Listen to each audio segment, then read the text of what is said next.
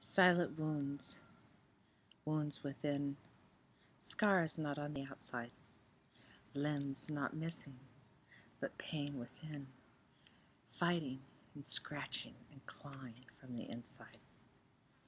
Wounds from within that cannot be seen by civilians who have no eyes to see. No matter that they go to church, they judge thee. Wounds that are silent and you cannot see. May God's glory give them liberty. With the research about brain injuries, with the research about how we can cellularly release the sins of the fathers and the mothers and our cellular stories, so that when the tears of being a loyal American Semper Fi become so old-fashioned that even someone called your brother tells you to don't live in the past. That's not the America I stand for. PTSD, LAS, there's a B something or other, brain trauma. There are many injuries that are on the inside. Sometimes they're emotional because the families were from alcoholics.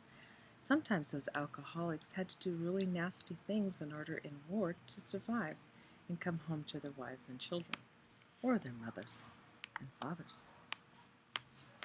Sometimes, only 2% I hear really were in the hand-to-hand combat in the new wars, but sometimes civilians are so arrogant that they ask you in a bar, a Marine, a recon Marine, a Ranger, a SEAL, how about even the fireman, the EMT that picks up children off the highway?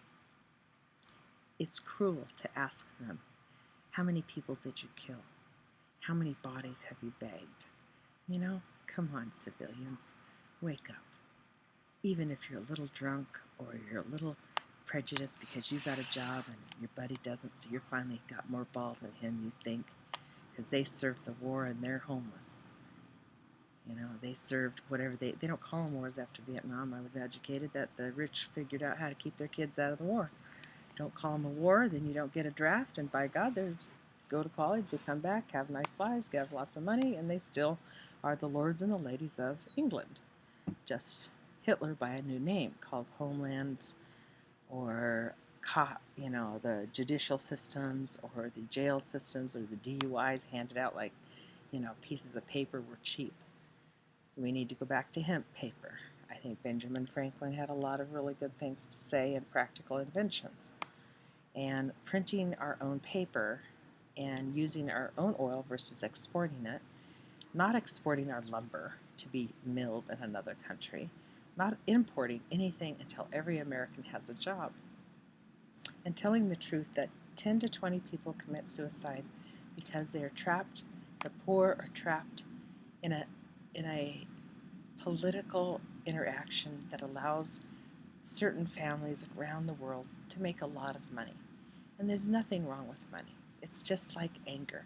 It's what you do with it that makes it good or bad. And some people will sell out their own family for a dime